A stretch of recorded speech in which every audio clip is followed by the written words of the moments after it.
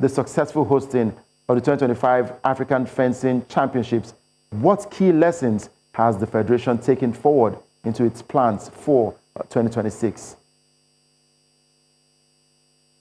First, apologies earlier. I had some technical issues, so it's been resolved. And I want to take the opportunity to thank you for having me on your show. I think you guys are doing a fantastic job in promoting sports and sports like ourselves as well. Hosting the African Championships was a major challenge, major achievement for us. But this was the first time we're hosting the Senior African Championships, and we had 23 countries. Definitely the biggest event that we've hosted till date, and we had close to 200 participants. It was a very good competition. It was very successful. The rules, the regulations are a lot more stringent than we've ever done in the past. So it was a bit of a challenge as well for us to learn the ropes. But nonetheless, the whole competition was very successful. There was a lot of international attention on us. We had some of the executives from the International Federation that came to Nigeria, and this was their first visit to Africa, and they chose to come to Nigeria. So that also shows quite a lot of attention that has been given to Nigeria. There are a number of projects that have spanned out from this that we will be carrying out and working with the International Federation to execute. And Nigeria has been chosen as the nation to champion these programs across Africa.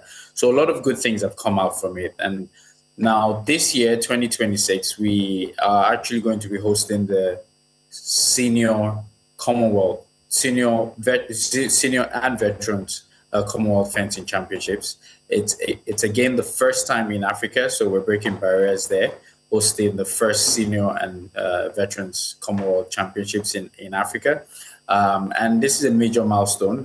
We have a lot of Commonwealth countries that will be coming, and we're looking at roughly 700 participants from all the Commonwealth countries. So that's a big achievement for us. That's a great achievement for the country as well as Lagos State, which will be hosting it in Lagos State. Nice major milestones right there for the world of fencing right here in Nigeria. Even also adding to what we recorded last year, talking about the historic milestones, including the women's epee team success. But would you also say that this is the way that the Federation plans to sustain and build on the performances at the continental and global levels? No, I mean, we have several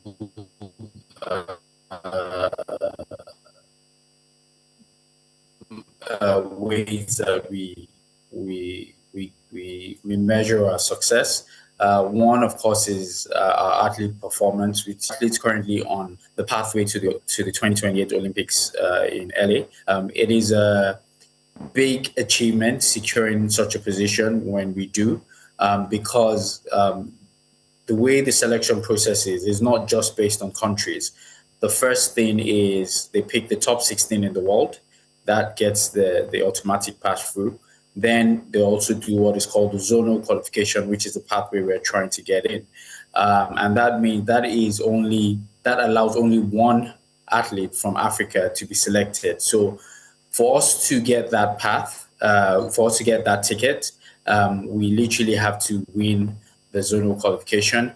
And we have two of our athletes who are on track to achieving that at the moment. So that is one way. The competition is another way, because it brings a lot of attention to the Federation, to Nigeria as a whole, and to the things that we're doing. And it brings some of the best fencers so that our athletes can see them and measure themselves against them and also be motivated by them. And for example, the 2025 African Championships, we had the world number one in seniors was here, the world number one juniors was in Nigeria. The Olympic bronze medalist was in Nigeria. That's Paris 2024. The Olympic silver medalist for one of the weapons was in Nigeria as well. And former world champion silver medalist was also in Nigeria. So we've had literally the highest level in Nigeria, and that inspires our athletes. So we have several ways that we measure our success, which these are just two of 4 cardinal points that we measure our success based on.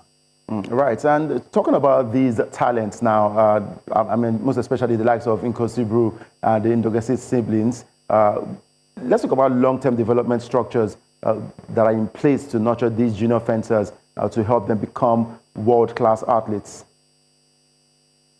I see that you've been following our news. You know their names, so Definitely. that's good.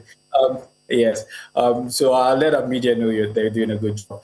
Yeah. So these individuals you mentioned, they've done very well. They've achieved good success that some of our athletes haven't done in the past. They've won some senior events, even though they are just 16, 17 and still in the junior cadet categories. They are doing great jobs and doing well even in the senior events. But we have a structured pathway for them to develop. They attend as many competitions as possible. And take, for example, last season, Inkosi attended close to 22 to 23 international competitions to ensure that he went from not being ranked, I think, to being in the top 20 in the world ranking. So that's one of the ways the development programs. Of course, that is quite capital intense because you're having to travel a lot and do a lot of competitions. The other pathway and programs that we have is we ensure that they go for regular training programs. They do attend quite a few of them. And because of the good works that we've been doing, we are being selected for a lot of the international fencing programs. And we had Wisdom attend one in China last year. He also attended another one in in Europe. I can't remember the name of the country. So we go for these international training programs that allows them to train with the best athletes and bring them up to scratch. Now, the other thing that we're working and we're really pushing hard to is we are in partnership with a few of the bigger international federations like the Italian Federation. Last year, prior to the African Championships, they sent a coach, an Olympic coach came to Nigeria, worked with our coaches, worked with our athletes to be able to develop them. And we have a pathway to be able to train our own coaches to bring them up to scratch, as well as develop our athletes further. So we have quite a few of these pathways to ensure that we're able to achieve the program, the milestones that we want to achieve. All right, great. I mean, a lot to talk about when it comes to the world of fencing. But before I let you go, what is the earliest event that we're looking forward to this year? As a federation, we typically have a number of competitions that we run locally because we run our circuits. But for a major international event, we have the Commonwealth Fencing Championships, which is going to host it's going to start on the 18th. It's a 10-day, the 8th of August, 2026. It's a 10-day event, and it's going to be at Rugby School in Victoria Island. That's the next biggest tournament that we have. Nice.